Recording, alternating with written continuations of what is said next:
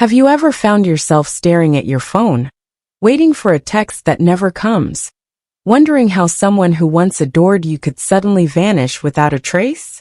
Or perhaps you've been left reeling after a breakup, questioning everything you thought you knew about love, connection, and your own self-worth. If so, you're not alone. Many people who have been in relationships with narcissists find themselves blindsided when the person who once showered them with affection and attention suddenly discards them like yesterday's news. But here's the twist. Even if you were the perfect source of admiration, validation, and emotional supply, the narcissist may still have walked away. Why? The answer lies in the complex, manipulative, and often destructive world of narcissism, a world where love is transactional, empathy is absent, and relationships are nothing more than a means to an end. Before we dive into the nitty-gritty of why narcissists discard even their most devoted partners, let's take a moment to talk about what this video is all about. If you've ever been involved with a narcissist, you know how confusing and painful it can be. One minute, you're the center of their universe, and the next, you're left wondering if you ever mattered at all. This video is here to help you make sense of that chaos. We'll explore the psychology behind narcissistic behavior, uncover the reasons why they discard their partners, and most importantly, help you understand that their actions are not a reflection of your worth. So if you're ready to unravel the mystery of the narcissistic mind, hit that play button, and let's get started. And don't forget to subscribe, like, and share this video with anyone who might benefit from it. Your support helps us create more content like this. And trust me, you won't want to miss what's coming next. Let's start by understanding what it means to be perfect supply for a narcissist. Narcissists thrive on attention, admiration, and validation. They need these things like oxygen, and they'll go to great lengths to get them. When they first meet you, they'll often put on a show of charm, charisma, and affection. They'll make you feel like you're the most special person in the world, and they'll do everything in their power to keep you hooked. This phase, known as love bombing, is designed to make you feel indispensable. But here's the thing. No matter how much you give, it will never be enough. Narcissists have a bottomless pit of need, and no amount of attention or validation can ever fill it.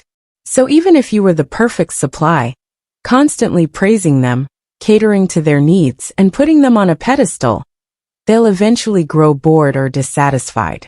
Why? Because their need for novelty and excitement is insatiable. Now let's talk about the discard phase. This is the moment when the narcissist decides to cut ties with you, often abruptly and without warning. It's a devastating experience, especially if you were under the impression that everything was fine. But here's the truth. The discard phase is not about you. It's about the narcissist's inability to form genuine, lasting connections. Narcissists view relationships as transactions. They see people as objects to be used for their own benefit, and once they feel they've gotten what they need from you, they'll move on to the next source of supply. This doesn't mean you weren't good enough, or that you did something wrong. It simply means that the narcissist's emotional capacity is severely limited. They're incapable of true intimacy or love, and their relationships are always one-sided. But why would a narcissist discard someone who was giving them everything they wanted? The answer lies in their need for control and power. Narcissists are deeply insecure individuals, and their sense of self-worth is tied to their ability to dominate and manipulate others. When they feel like they have complete control over you, they lose interest. It's not about what you're giving them. It's about the thrill of the chase. Once they've won you over, the excitement fades, and they start looking for their next conquest. This is why they often discard their partners, even when they're still receiving plenty of attention and validation. It's not about the supply, it's about the game. Another reason narcissists discard their partners is that they fear vulnerability. True intimacy requires vulnerability, and narcissists are terrified of being exposed. They wear a mask of confidence and superiority, but underneath that facade is a fragile ego that can't handle criticism or rejection. When a relationship starts to deepen, and real emotions come into play, the narcissist feels threatened. They can't handle the idea of someone seeing them for who they truly are, so they push that person away. This is why they often discard partners who genuinely care about them. It's not that they don't want love. It's that they're too afraid to let anyone get close enough to give it to them. It's also important to understand that narcissists are masters of projection. They have a tendency to blame others for their own shortcomings and insecurities. So, when they discard you, they'll often try to make it seem like it's your fault. They might accuse you of being too needy, too demanding, or not good enough for them. But don't be fooled. These accusations are nothing more than a defense mechanism. The truth is, the narcissist is the one who's incapable of meeting your needs, not the other way around. By blaming you, they can avoid taking responsibility for their own actions and maintain their illusion of superiority. Now let's talk about the aftermath of being discarded by a narcissist. It's a painful and confusing experience, and it's easy to fall into the trap of self-doubt. You might find yourself replaying the relationship in your mind, wondering what you could have done differently, or why you weren't enough. But here's the thing. You were enough. The problem wasn't you.